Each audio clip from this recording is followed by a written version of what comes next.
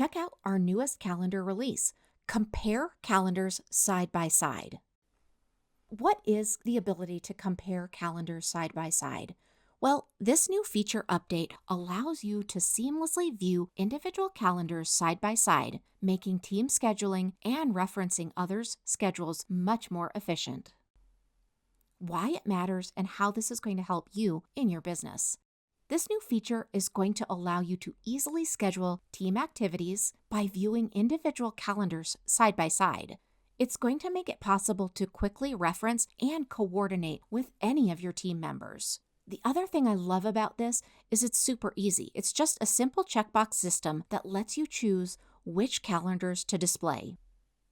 So let me show you how easy this is.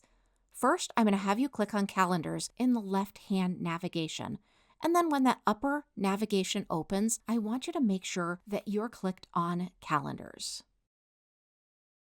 Now let's talk about selecting users.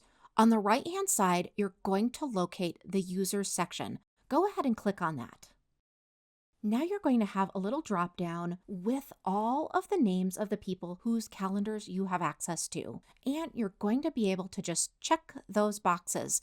Go ahead and check the boxes for the people's calendars you'd like to compare side by side.